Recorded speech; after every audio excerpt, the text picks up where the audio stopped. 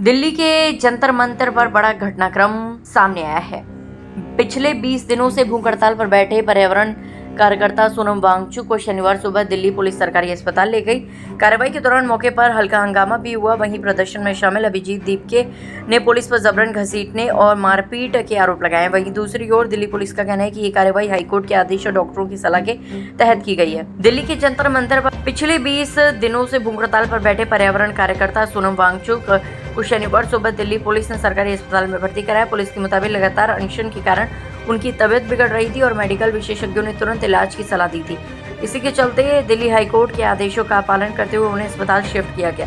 पर्यावरण के दौरान जंतर मंतर पर कुछ देर के लिए काफी अफरा तफरी का माहौल बन गया। पुलिस और प्रदर्शनकारियों के बीच हल्की झड़प जैसी स्थिति भी बनी। इसके बाद पुलिस ने प्रदर्शनकारियों को वहां से हटाया और जंतर मंतर पर लगे बैनर पोस्टर भी हटा दिए।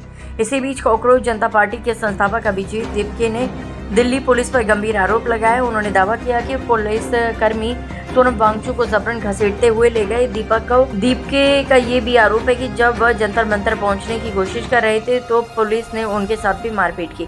तभी पुलिस के गुंडे यहाँ आए, सोनम सर को घसीट कर गाली गलौज करके लेकर गए। 60 साल से जो इंसान है, जो भूख हड़ताल पर बैठा हुआ था 20 दिनों से, 60 साल के इंसान को जो 20 दिनों से भूखा था उसको दिल्ली पुलिस गाली गलौज करके घसीट कर यहाँ से जबरदस्ती उठाकर लेकर गई। ये कहाँ लेकर गई हमें पता नहीं है। तो ये भी ना पता चला। और जब मैं मेरे दोस्त के घर से निकल, जैसे ही मुझे ये खबर मिली, मैं जंतर मंतर आ रहा था, पुलिस वालों ने मुझे भी मारपीट की, मुझे भी सड़कों पर घसीटा और गेट बंद करके मुझे अंदर रखा और कहता है तू जंतर मंतर कैसा जाता है हम देख लेते हैं। मुझे भी दिल्ली पुलिस ने डिटेन कर रखा था, मेरे साथ भी मारपीट की, मुझे भी घसीटा गया रोड पर। और यहाँ पर जितने सारे स्टूडेंट्स हैं उनके साथ भी दिल्ली पुलिस ने मारपीट की है। कहाँ पर वो जिसके साथ मारपीट किया गया? जिसके तौर पे खून आया था वो है। आओ इसका हाथ दिखाओ।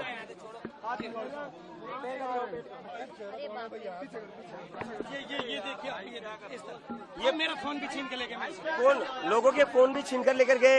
ये पुलिस ने, ये आरएसएस के गुंडे, ये दिल्ली पुलिस ने, ये आरएसएस के गुंडे 60 साल के इंसान को, इतने बड़े साइंटिस्ट को ये गाली गलौज करके घसीट कर लेकर जाते हैं यहाँ से। कपड़े दिखाओ, उसकी टी-शर्ट फाड़ी। मैं विदेश से अपने देश वापस आया था, मैं कोई क्रिमिनल हूँ?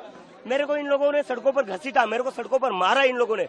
और जब मैं चिल्ला रहा था मदद के लिए, मेरा मुंह दबाया गया दिल्ली पुलिस के द्वारा और कहते क्यों चिल्ला रहा है तू बहुत चर्बी चढ़ी थी तुम लोगों में, अब दिखाते हम तुम लोगों को हम क्या है। ये दिल्ली पुलिस का रवैया, ये गुंडे है, ये पुलिस ने, ये आरएसएस के गुंडे हैं। और ये सोनम सर को कहाँ लेकर गए हमें पता नहीं है, लेकिन आज जो भी हुआ है उससे एक चीज तो साफ हो गई, इस देश में डेमोक्रेसी नहीं है। नरेंद्र मोदी एक तानाशाह है, नरेंद्र मोदी एक तानाशाह है और दिल्ली पुलिस उसकी गुंडागर्दी को आगे बढ़ाती है। हालांकि दिल्ली पुलिस ने इन आरोपों को सिरे से खारिज किया। डीसीपी सचिन शर्मा ने कहा कि न तो किसी प्रकार का लाठीचार्ज हुआ और न ही अनावश्यक बल प्रयोग किया गया। उन्होंने बताया कि पूरी कार्रवाई शांतिपूर्ण ढंग से की गई और इसका उद्देश्य केवल सोनम वांगचुक को समय पर चिकित्सीय सहायता उपलब्ध कराना था। ऑनरेबल हाईकोर्ट के आदेशानुसार और हेल्थ कंडीशंस और मेडिकल एडवाइस के अनुसार श्री सोनम वांगचुक जी को यहाँ से अप्रोप्रिएट गवर्नमेंट हॉस्पिटल, जो मच नीडेड मेडिकल इंटरवेंशन है, उसके लिए ले जाया गया है और under medical supervision. Thank you.